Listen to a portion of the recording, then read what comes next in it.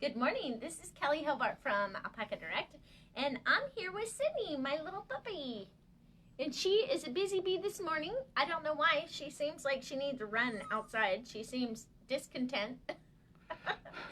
Anyway, I'll take her for a walk after this, but she's getting big. Do you see how big she's getting?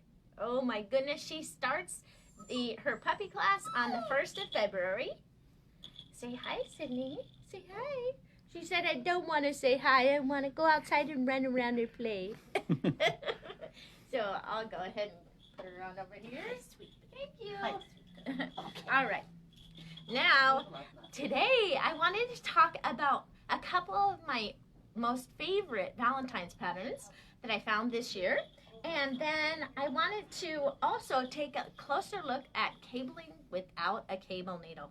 So every week we have a prize, and I think for this last week, it was a choice of the Coeur d'Alene baby alpaca yarn made in Peru. And I think the winning color was this yellow color. Gold. Yeah, Gold. Yeah. Beautiful yarn. I'm making gloves out of this yarn, and I'm really enjoying the yarn. The yarn is perfect for gloves. If you want gloves that are super, super soft and keep your hands completely warm when everyone else is freezing outside, make yourself a pair of alpaca gloves or mittens and you won't be sorry. And the prize for this week is Lang Milli Calori, and I was thinking I would give a choice of maybe neon colorways, or this has just, I don't know, what do you call it? Has blue and pink and green. So neon and maybe non-neon. How's that sound? So you guys put comments in the comment section. Let me know what you like best, and we can get it out in the mail next week. And the way that you enter to win is by posting comments in the comment section. And if you have a pattern that you love, you're enjoying, and you can post the name of the designer and the name of the pattern or a picture. We love that kind of stuff because it helps us all learn and we get new knitting ideas, which is fantastic. So for one of the patterns that I I made this cowl yesterday, the one that I'm wearing, and it was a quick, easy one-day project. On here, it is called the Candy Box Cowl by Ron Warren, and it's a free pattern on Ravelry. And what I like about this is it's a super easy knit, so I could knit it, I knit the whole thing up yesterday. Although my second pattern is called this heart cabled headband, and I put this cabled heart on my cowl to make it more Valentine's friendly. Do you see how I put it on there? Oh yeah, there it is. Yeah, and I put some ribbing on either side of it. And this is just leftovers that I'm using from my closet. I'm trying to thin down my yarns, and so anytime I can use a yarn that I already own, I try to do that. But this was a super easy cowl, and I love that it's not too wide. I made mine 100 stitches instead of 120 like the pattern calls for. And then I put just the heart pattern on here. If you look on the headband, you'll see some cabling on the edges of it. So I excluded this part and that part, and I just did the center section. And so it's a really fun pattern. This has like 6 different little tiny patterns in it, this Candy Box Cowl. And you can use scraps of yarn to make it. And it's like TV watching a cowl. It's so fantastic. And I kind of like my cowls kind of close to my neck. So when I'm outside taking the dogs for a walk, I almost don't need a jacket because it keeps your neck warm. And for some reason, that keeps the rest of your body warm. It works out great. But I really enjoyed doing this project. And I thought it made a really cute quick knit. Don't you think it's cute? Yeah. So now let's take a look at how... Hey, you got your hair cut. Yes, I got my hair cut. My hair was longer, and you know how you go through those phases where you're like, okay, I'm tired of this, I need to cut it all off. So I went and had it done, and Jeff was so kind to help me out, and he's the gentleman who cuts... My barber. Yes, he's Jim's barber, but he could get me in at the last moment, so that was really cool. I really appreciate his helping me get my hair fixed up so I was back in business and ready to go. So I wanted to take a look, first of all, when we're doing cable charts, I wanted to take a look here, and I wanted to point something out to you. So when you have, okay, this is where mine was.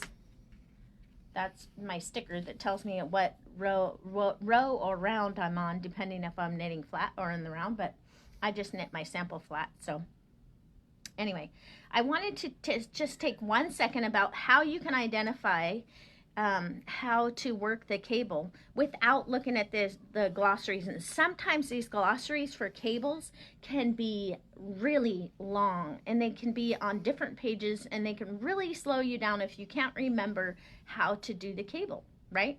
So the first thing that you have to think about when you're doing cables, if you look here, can you see the little the squares? So each square represents a stitch. So on this left leaning cable, I know it's left leaning because it's going to the left, right? And if it was going to the right, it would be a right leaning cable. So I know that this left leaning cable takes up 4 stitches. So I'm going to move my stitches out of order, knit 2 stitches, and then knit the other 2 stitches that I moved out of order. Now I wanted you to look at this 3-way cable. So on this 3-way cable, I know it's taking up 3 stitches because it has 1, 2, 3 little boxes that it's covering. Is that cool, Jim? Mm-hmm. And if it's a right-leaning cable, and I know that because these little lines here are covering 2 squares, there's going to be 2 knit stitches and 1 purl stitch. Is that cool? So here's one more. Let me just show you one more. This one right here involves 1, 2, 3, 4 squares, and it's a left-leaning cable, and it involves 2 purl stitches and 2 knit stitches. And whichever comes up first, if the dots come first, then you purl first. If the straight like knit stitches come first, then you would knit them first. In this instance right here, you're going to be doing a purl 2 and then a knit 2. And then on this instance right here, you're going to be doing a knit 2 and then purl 1. So let's take a look at these. Okay, so I have on here just a regular left-leaning cable, right? So I am going to go ahead and just knit my garter stitch edge. Oh, sorry, I have to go back because you know what I did is I already had those 2 stitches worked. Whoops. See, I had worked the first 2 stitches and stuck it back on my left-hand needle so it wouldn't fall off in my bag and make a mess. So if I'm doing a left-leaning cable, in the normal way that I like to do is a left-leaning cable is in front because a right-leaning cable is R-I-G-H-T, right, and also R-E-A-R, holding it in the rear, okay? So for the left-leaning cable, I would slip 2 stitches, and then you see my working yarn is in the back, and then I would go ahead and work 2 stitches, and then I would hold these 2 stitches that I didn't work, pull the other stitches off my needle while I'm pinching with both my index finger and my thumb. I'm holding those stitches in place, and I just go like so. So that's normally the way that I do my left-leaning cable without a cable needle, okay? Now, let me show you the other way. There was this way that I saw, and Stephen West showed me. I was just digging through stuff, trying to find some new and interesting ideas, and Stephen West showed me this different way to cable. It's like, oh my gosh. Well, there's something that I do like about it, and that is that you're not carrying a strand. So the way that I did it with my cables, my strand of yarn would either, you see how this strand, I would be slipping the yarn right here. Do you see it has like a strand of yarn going from here to here? That's a yarn that can make your stitches loose. So let me show you the way that Stephen West tells you to do it. So if you look at this cable right here, I know it's a right-leaning cable because it's going to the right, and I know that it covers 4 stitches because there's 4 little squares, and I know that they're all knit stitches because I see no purl dots anywhere on this cable pattern. All right, so let's take a look and see how we could do it using Stephen West's method that he used. So he looks at the things and he goes, he knows that these 2 stitches are gonna have to go up and over the top, right? So what he does is he, instead of knitting anything, he just holds those 2 stitches like that, okay? And then carefully takes his stitches off his needle,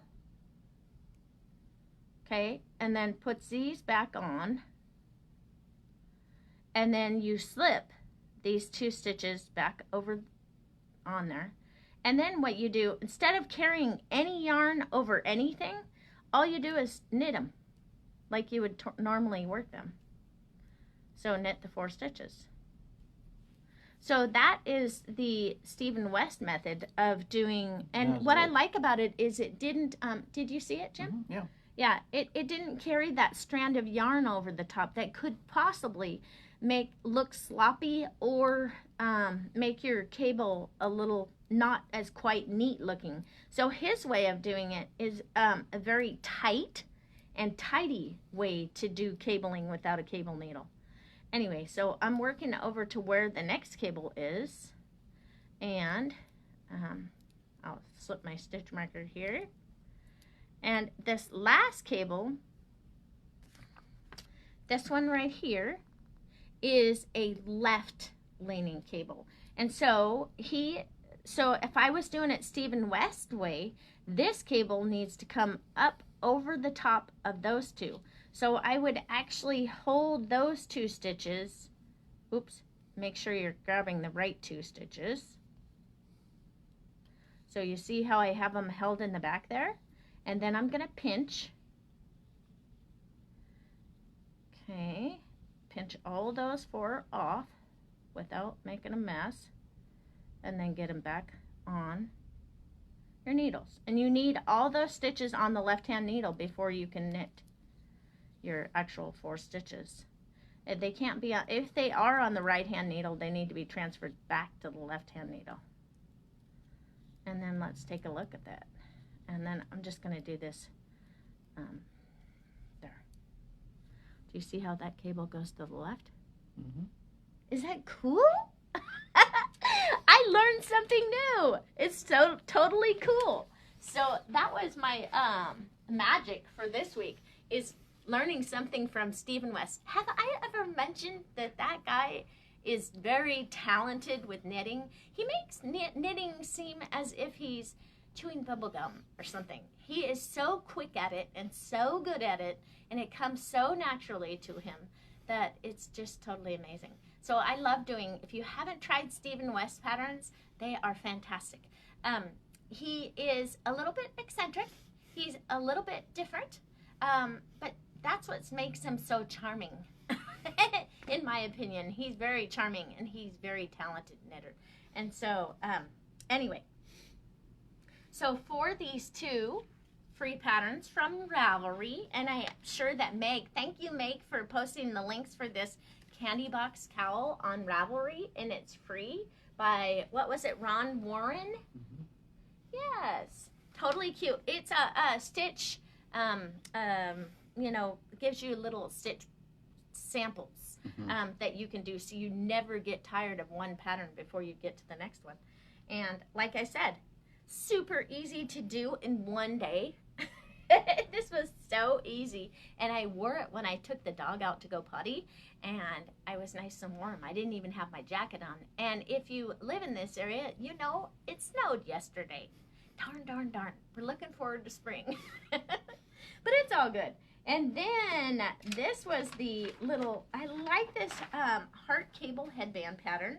And this is by Yaya Yarn, and you can see right here, and it's free on Ravelry as well. And there's a lot of paid for patterns using this exact design. So if you like doing a heart scarf or what have you, you could easily make this headband pattern right into a scarf by just repeating the chart over and over and over. And anyway, kind of like I did with mine. I repeated it 5 times. Oh, how many hours did it take to do that, you think? Well, I spent, I don't know, I did some housework yesterday, did some cooking, went out and did some shopping, and I still got done by 5:30. Didn't take too long. Yeah, so, and this was Liberty wool, I think, that I used. I still have some left over. I don't know why I had so much of that, but anyway, I'm slowly using it up. Hey, it's a good problem to have. At least it's good product. It's cool. It's better than having a bunch of yarn that you don't care for. It's nice to have the good stuff. So once again, don't you guys forget that this week we have the prize. It's going to be millicalorie. And what I love about this millicalorie by Lang is that it is merino wool, 100% merino wool. And it's a superwash yarn, but I don't know. It's fantastic. It's from Germany, right? Yes, it is fantastic quality. Let's see. I don't know. I think it's from Germany. No, it's made in Italy. Okay. Yeah, it's if you're not familiar with Lang yarns, they're top quality yarns, and they're really nice. So I've done the millicalorie, the zigzag scarf that's on Ravelry that 5 million people have knit and used these yarns. What I love about this millicalorie is that when it changes from color to color, it does it smoothly. It's not no jagged change. It's a smooth transition and it's beautiful. And plus, it's all merino. I like that too. And it's super wash yarn, which means it's machine washable. However, I never wash my machine washable yarns in the washing machine because I'm too afraid to ruin it. After I spent 5 million hours making it, I figure it's worth having washed in the sink. And I have also brought that stuff to the dry cleaner if I'm not in the mood to wash it myself. I let someone else wash it for me. And it seems to work out pretty good. So this next week, oh yes, let's look at our prize winner first, right, Jim? Mm-hmm. And then we'll talk about what I'm going to do for next week. So,